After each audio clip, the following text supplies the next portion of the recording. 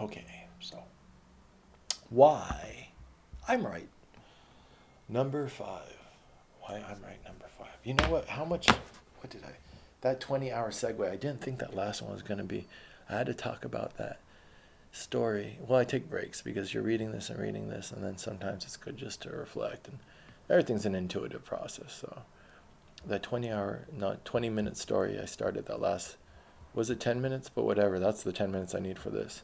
So I'm going to read this and finish it so I don't commit the same mistake. But I'm pretty sure I only have 10 more minutes. It's hard to guess how long it takes to read stuff, but it's good. I have to read every single one of these words. And I am becoming revitalized, even though this is a little, now it's dark. I started these videos today, 5 videos ago. This is the fifth video, and so I was only expecting to do 4 or 5 hours today, and I'm doing it. But yeah, it's interesting.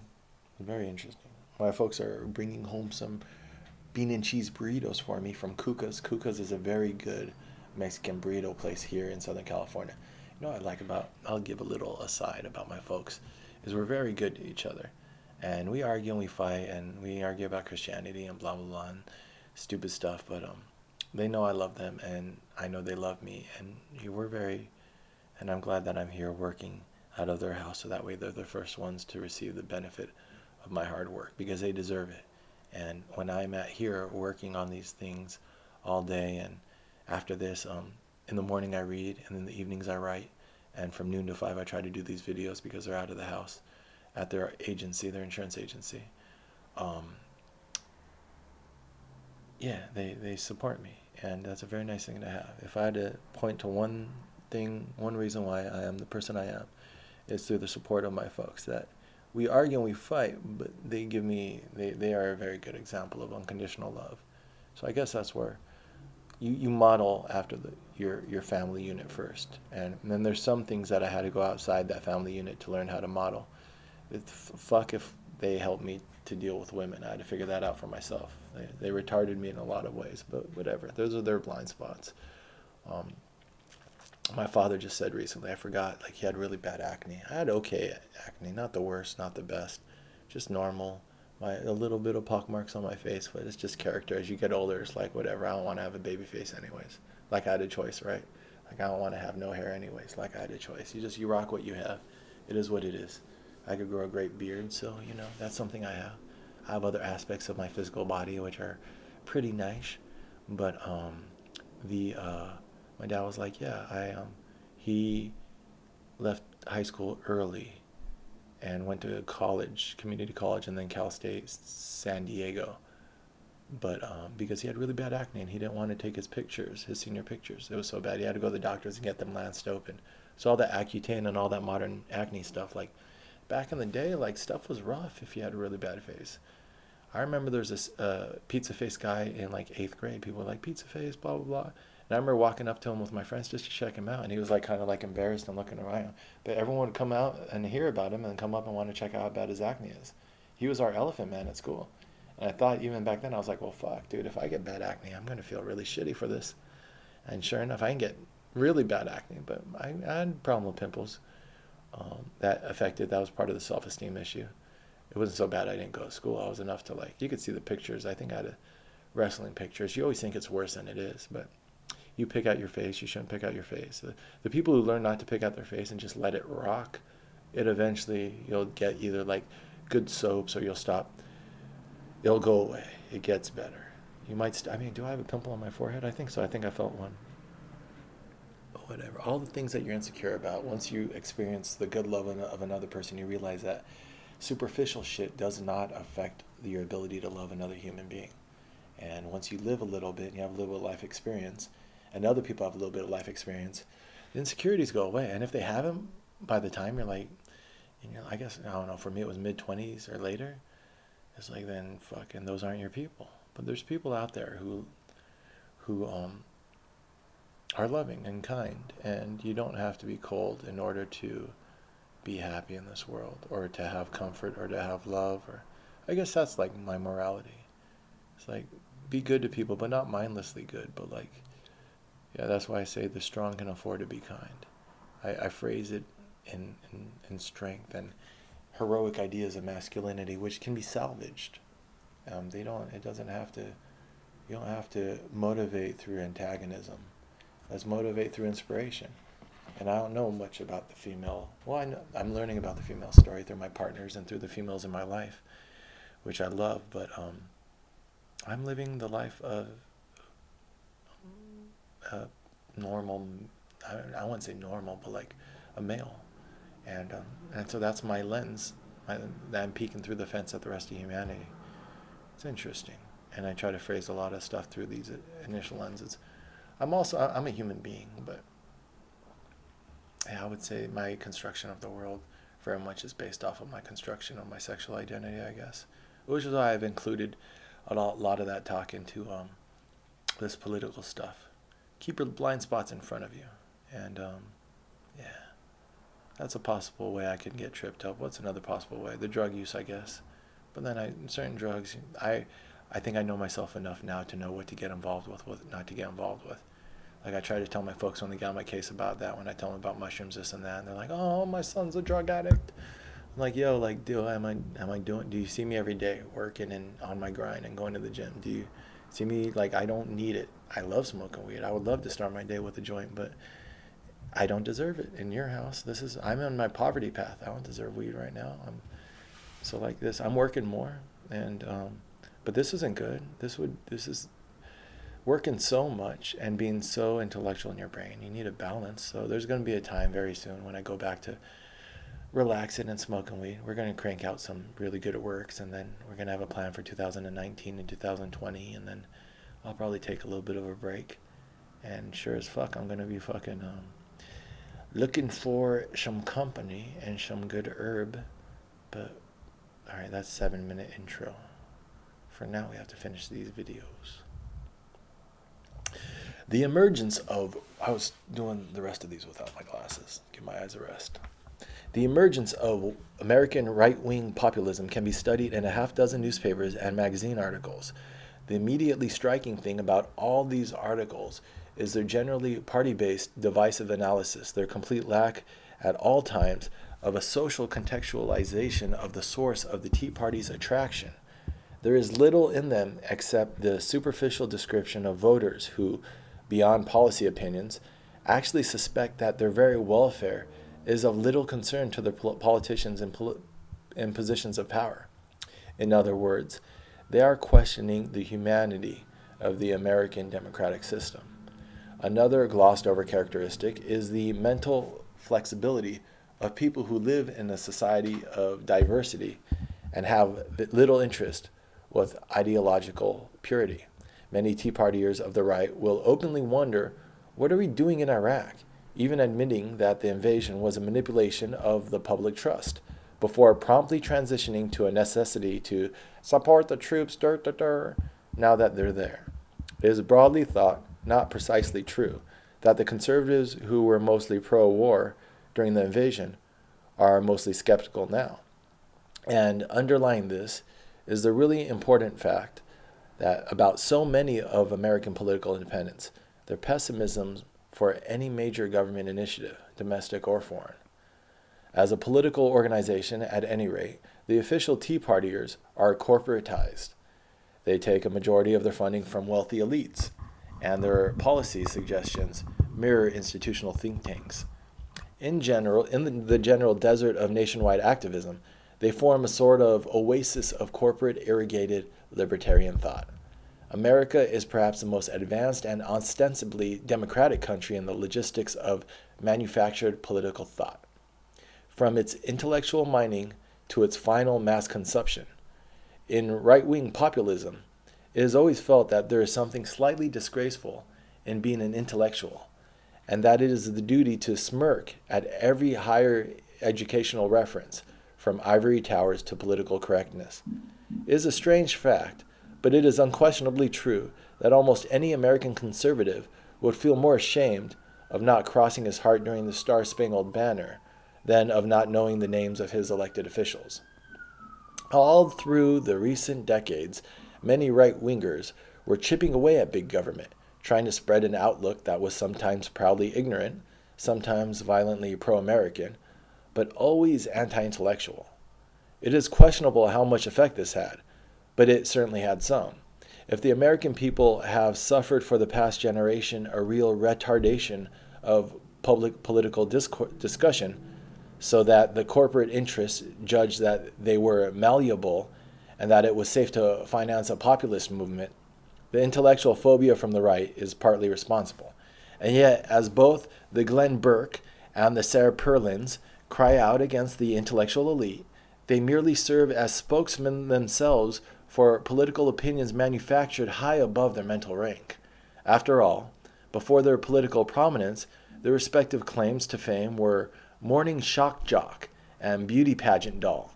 A generation of systemic political amnesia affects even the cultural leaders themselves and makes it harder than it has been before to get an objective, wide-angle view of the general political reality, of course assuming the cultural leaders are even interested in the search for truth.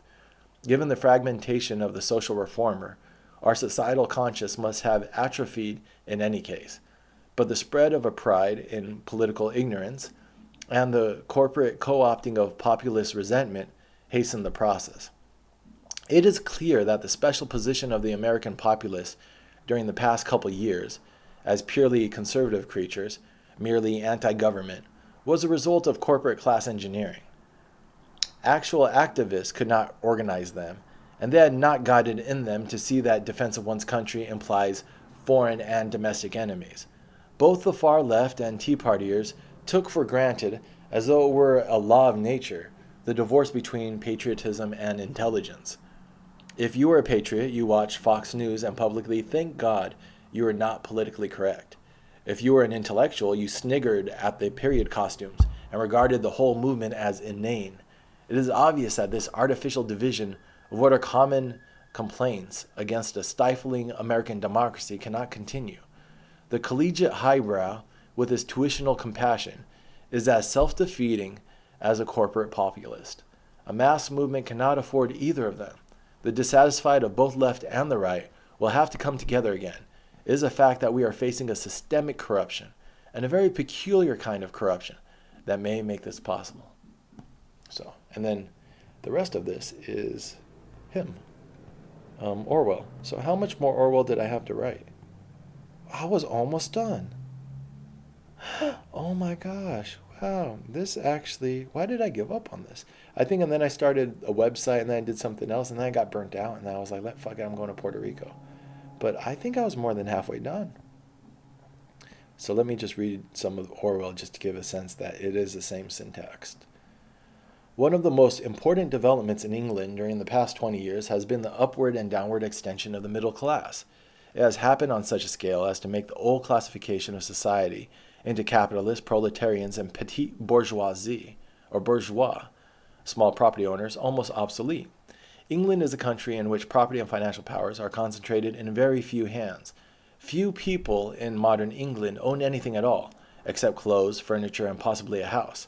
The peasantry have long since disappeared. The independent shopkeeper is being destroyed. The small businessman is diminishing in numbers.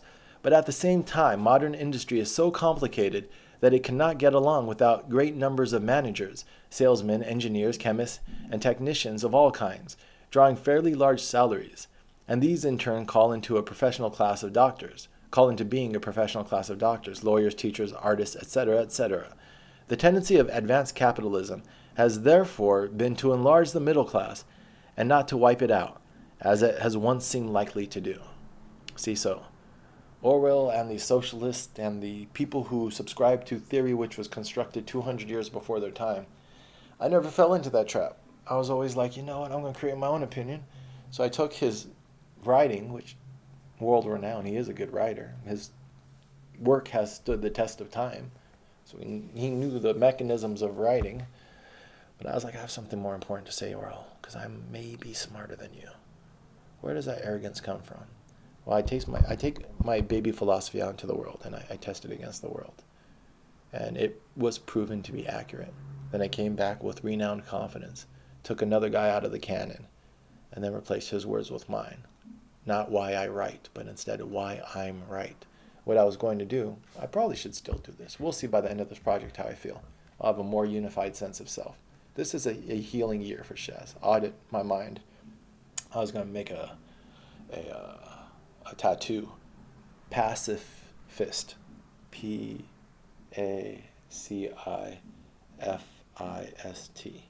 Yeah, it's gonna be cool. Pacifist. I'm a pacifist, just like my social. These are foundational beliefs. My the dominant hierarchies above me, which see me as chattel, a number to throw into a fucking war of aggression. That's not David McNerney, or that's not Shaz. That's another soldier. George Bush doesn't care about the fucking soldiers he lied to get into war. He's just honored by them for supporting our troops at these bullshit pageants.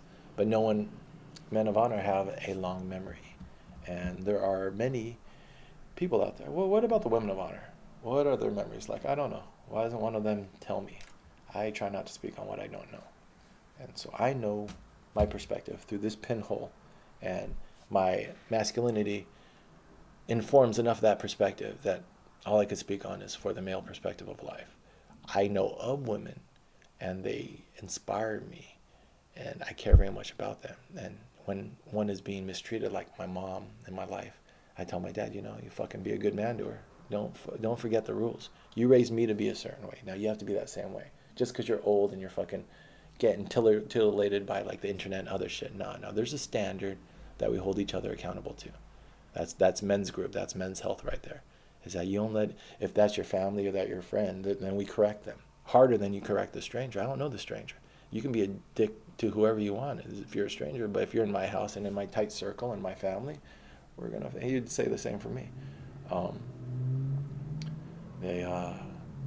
I try to explain my actions to them, let them know I'm not being an ass, but there's a method to this madness. But yeah, it comes from this approach of like, first and foremost, I'm like this sex and there's another sex and there's this interbalance between the two. So that's a lot of my wisdom is framed in that stuff. And then I guess that arrogance of like, who am I to? But then again, what is founded arrogance? Like there's arrogance like arrogance is bad to be too confident, but can you be confident enough? Because if you're not confident enough, then you can't do certain things. So after this I went to Puerto Rico, took a break from a lot of political shit. My stuff was robbed from me the second week I was there by someone that one of the girls in my life introduced to me as a friend. And that's, you start to learn how women can lead you into danger. And so that's an important lesson for a man to learn, especially a man who's highly sexually anxious like me, or whatever you call it, a large appetite, is that just because, you could get, get caught up in a fat ass and a smile. Just learn these very obvious traps that aren't obvious until you fall for one. I was at a party. I was like, yo, where can I put my stuff? I had my laptop, I had my luckily everything was backed up, and a lot of that writing I think is still on my hard drive that I just haven't looked into in a while. But all this stuff I saved somewhere else. So this would have been stolen too if I didn't take precautions and think of worst case scenarios. But when I went down there, I knew I was going a little bit into the wild, and I know how rich poor shit works, and I didn't go down there rich, but I went to areas which have less than me. So if you get come up on, then that's just your tax. So I got taxed. But that guy who I was like, where can I put my stuff? He was like, put it in that truck, it'll be safe. The truck took off. Later on in the party, I was like, yo, where's my shit? Where'd that truck go? He was like, what? And everyone was trying to act dumb. And I was like, oh, okay, I don't know anyone here. Just got to the island, and this shit's deeper than, so my friend's stupid. These are her friends. These aren't my friends. This is a whole other thing. How men make friends is different than how women make friends. So, she had been there on the island for like a year then, and she told the guy, she was like, yo, he's gonna be staying here for a minute. He's not just coming and leaving. You just like, she knew me. She was like, he's gonna want to talk to you about that. And we didn't have any violence or anything, but I was just like, well, that night he was trying to give me some work. Yo, you want some work? I could get you some work. I was like, dude, that's not me. I'm just giving some context of what we just read. In the video, we have time, and I feel like talking. And I'm like, that's not me. I don't need your work. I came down there, I started swinging a machete, and I started working as a tour guide, and I started doing my own hustle, but I didn't need that work. And then I don't even talk about shit I don't want to be involved in. My ears don't work. I'm done. I don't even want to know names. I don't want to know shit.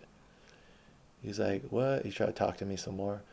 And I was just like, dude, I know you. And he was like, no, you don't. I was like, don't know you, but I know you. I've seen you before. I grew up with you. I know you. I don't want your work, man. And he just looked at me because I deaded the conversation without even talking about it.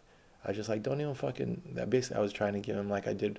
I started these videos 5 hours ago, 4 hours ago by trying to some spiritual huckster try to come at me wrong, and I just try to quickly show him what I'm about. Like I'm a man with a word, and I try to keep it really tight. And then he disrespected me once. I was like, I had to turn to my mom. I can't deal with this guy. He doesn't respect me. And then afterwards, I told him like, you're my parents. We speak a certain way, but I'm a little bit harsher to the world than maybe you're accustomed to, and that's just my way with the world. I've learned to be a little bit tighter with my word when I think the situation calls for it. But it's like these moments, it keeps you out of bullshit. It's like I just recognized bullshit coming. It was like I sat down next to him at the end of the party, not to fucking talk to him about work. It was about where's my shit.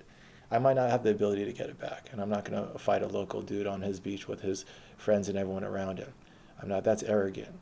And people told me they're like, you're humble and that's what we like. And I try to stay humble. I didn't realize that's what kept me, but like, I keep my head down and I don't, but you don't want to be weak. So, I mean, that guy, he's still a friend, kind of. I know him. I know his family. That's enough. We know each other. He knows me. He knows my family. That's enough. So we should be on good terms because that's the community now.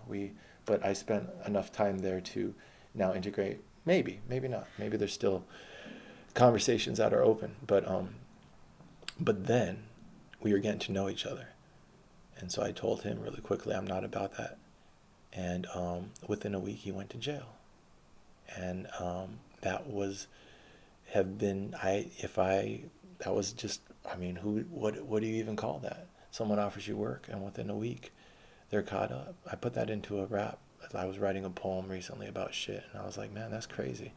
But you just so that whole like the world take me as I am, and even when I approach a girl or when I'm doing the politics, that clarity of mind has kept me out of some shit.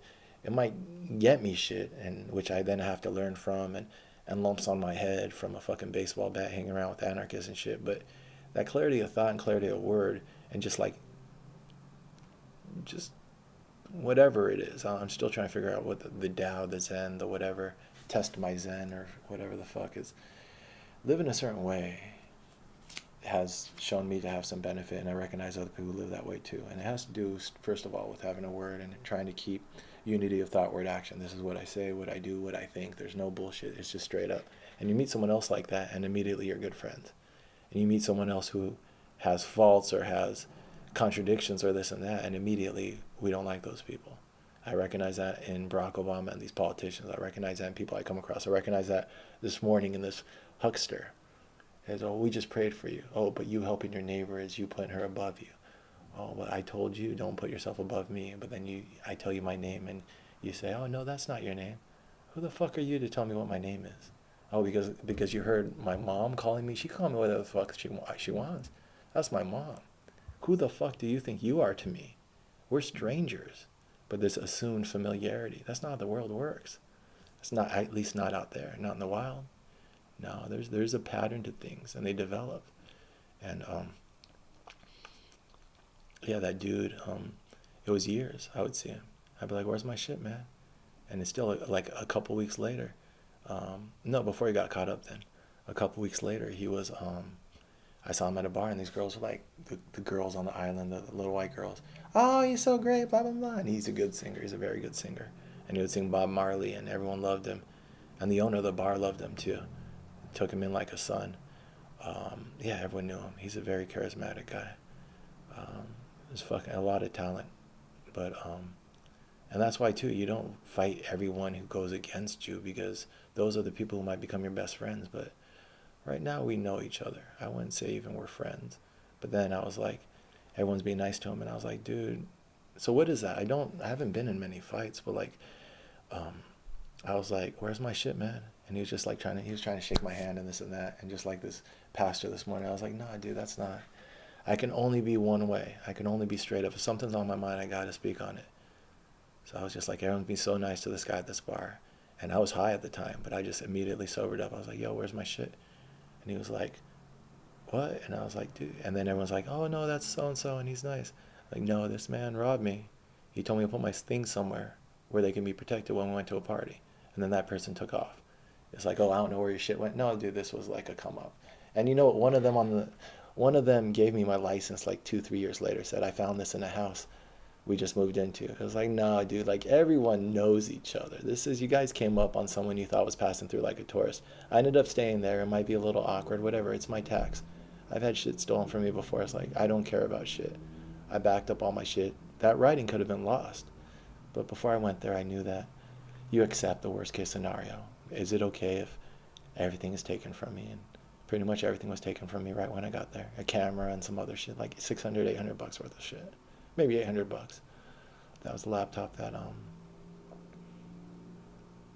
was the one I bought from the college money, I guess. Which is the one that I took to Occupy Wall Street then. I guess that was a different one. I must have bought another one. Yeah, and there's some sex videos on there. There's some stuff on that laptop. There's some shit, I don't know. Fucking, I'm sure it was wiped clean or whatever. But yeah, we either sold it or, yeah, I doubt that maybe someone's using it still in Puerto Rico. But no, I was like, yo, where's my shit, dude? And he was like, no, I'm just trying to be cool and I'm like, we're not cool, dude. I might not be aggressive and it's just shit and whatever, but I'm not gonna be I would call that being a little bitch. It's like, I'm not going to start shit, but I'm going to acknowledge the situation. I cannot not acknowledge the situation. Now, if you want to start shit or if you're taking offense by me declaring an objective reality, I guess that's how I deal with politics. It's like, I'm not trying to martyr myself for some political bullshit. I'm trying to live a decent life. But I can't not speak the truth when I see the truth. And if I feel like I've been wronged against, I'm definitely going to have to say something. Now, wherever that takes me is the adventure of life. But I think that's living a good life. As I am not trying to, I've never been overly emotional. I let myself get up. But no, it's really just like, this is the way it is. I can't. And I've talked my way out of sex. I've talked my way out of peace. I've talked my way into violence, but I just can't not speak on it. So I guess that's the character from that story. And that's what I remember from this. Is like, I spoke on some really cool shit. Some of that is a really well phrased time capsule. I'm going to go back and I'm going to see if I could actually polish that up next year. I don't have the time now, but maybe next year would be nice. That is as good a platform as I could write now. I'd probably make it worse by trying to repeat it now. A lot of that was like captured in the moment. Well, in the syntax, it's just Orwell wrote so well. I really like his like clauses and multiple clauses and his some of it's silly. Some of it I could be like, yeah. And then also I don't use the ideology. I noticed that trap from the beginning. Like, I'm not going to use communist ideology to describe my political opinions. I have to speak in more universal terms because they use those ideologies as a stick to just beat you with. I'm not going to be beat by like a 200-year-old stick, which might not even have relevance to the modern age, when the means of production are technological and like the factories are code. Then we need to reinvent these terms. But yeah. So that guy, to wrap up that story, he didn't swing on me. He didn't do shit. He knew he was wrong, and that's maybe why we're still in each other's lives and why he's met my family. I met his. He invited me to his house. I sat down and ate with his family. But in my mind, he owes me $600. And I mean, people who know me, and as he gets to know me more, will realize that's how we're going to be cool, is he'll make that good. So if not, then I know where his heart is. It's only $600. It's not the worst. You could do a payment plan. But right is right.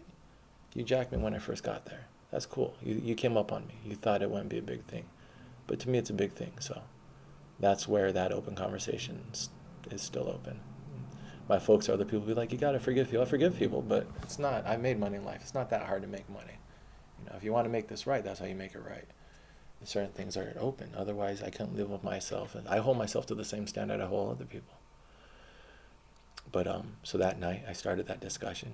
We got something open that won't be closed until this happens.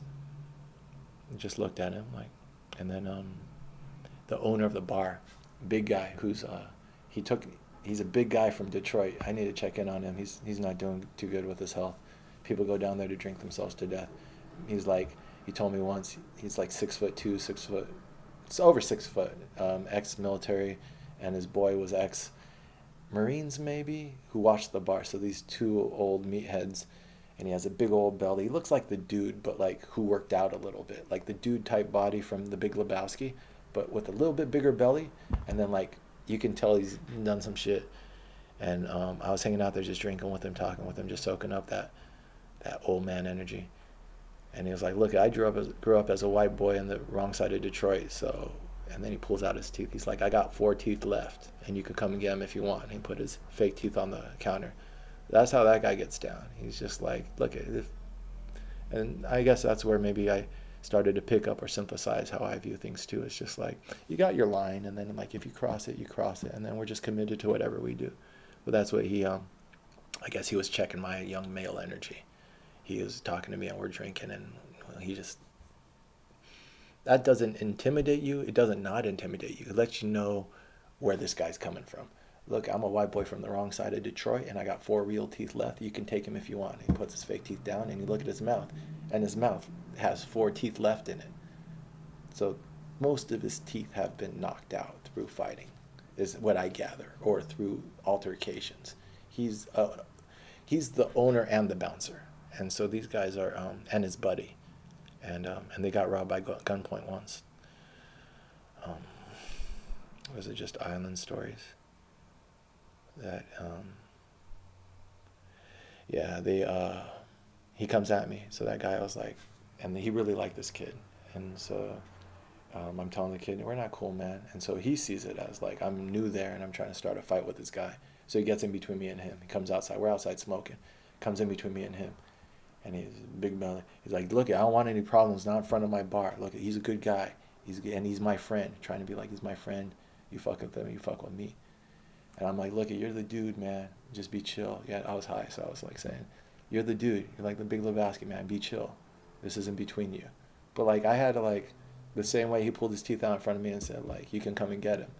I'm like, that's the way you walk. Is like, I'm not trying to fight the fucking tough owner of the bar who's towering over me with all this. He's like a bull, but he's not trying to fight me either. I told him this is between me and him, and we got something. I'm not trying to start shit in front of your bar. I was like, well, I just smiled and I was like, you're the dude, man. Be chill. I'm not trying to start anything. And he just looked at me, but it was like, you're not gonna bully me out of here, dude. And you're not gonna fucking resolve this just because you say he's your friend. So, what is that path? Is that a suicidal path? Is that courting danger? I don't know. I think there's a way to walk in life where you don't court danger, but you don't show weakness. And that is the wisdom of honor. That's wisdom and honor. That's the path of the honorable man. Is that there is times when you have to act and you have to defend yourself. Most times you don't have to do it physically. Almost never you have to. And that's a form of pacifism, is what I'm trying to articulate in here. Is that that's what I liked about that tattoo idea. This is how we wrap it all back up. Is that it says, what is it? PACI and then FIST. So fucking yeah, you could let this one go and you still have a fist. So like pacifism is the best solution. But is it the only solution? Well, sometimes you only have one hand to solve a problem with. So when we're best engaged in our highest forms of humanity and morality, then pacifism is the solution. And war should always be viewed as a mistake. Now, is war beyond the scope of possibilities? No, you have 2 hands. So when we're best engaged, we're pacifist. But I still have a fist. So I think that's what that tattoo idea was all about. And maybe I'll still do that one. Because this reminded me that when you're doing these things and you have a platform, and if I'm going to try to start a political party, I am going to start a political party. Shaz, more affirmative language. And when you have a platform and multiple issues, we want to keep that one big injustice front and center, which is the war, which ties the whole thread from George Bush Jr. to Barack to now, because we have to stop the future wars. If we don't prosecute the past wars, we're just going to keep repeating this pattern. And then now, so that pacifist, maybe I will, I don't know. Right now I'm more than 50%. We'll see how I feel at the end of this. this whole thing is synthesizing my identity. But we've done over close to 5 hours today, so I think that's enough. And thank you, Shaz, for spending time with me, Shaz, and I appreciate it, Shaz. And take care of yourself, Shaz. Self-love is important. Remember, it starts with here, and then it's reciprocated out there. And yeah, I like this. It was a lot. I thought I was going to do like 5 to 10 pieces today, and I did one 5-hour piece today. It's a marathon. We're doing it little by little.